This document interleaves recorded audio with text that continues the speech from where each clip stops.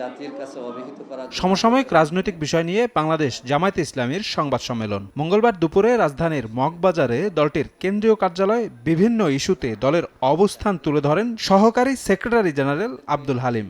অভিযোগ করেন, নির্বাচন ছাড়াই দলীয় নেতাকর্মীদের সিটি কর্পোরেশন ও জেলা পরিষদে নিয়োগ দিয়ে গণতন্ত্র হত্যা করছে বিএনপি সরকার। স্থানীয় নির্বাচনের দিকে না গিয়ে 22 তারিখে 6টি এবং 14 তারিখে 5টিতে প্রশাসক নিয়োগ দিয়েছে।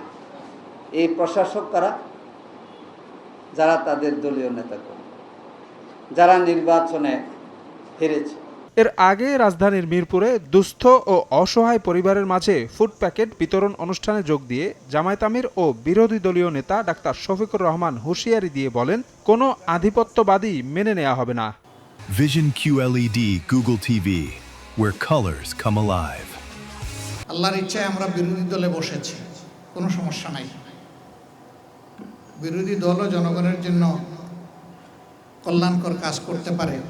আজকের এই উপস্থিতি এবং এই আয়োজন তার প্রমাণ।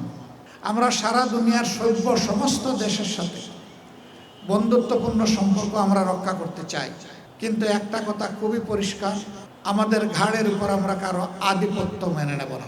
অনুষ্ঠানে যোগ দিয়ে বাংলাদেশের সঙ্গে বন্ধুত্বপূর্ণ সম্পর্ক দৃঢ় করার প্রত্যয় জানান চীনের রাষ্ট্রদূত। শফিক মুন্সি, সময় সংবাদ, ঢাকা।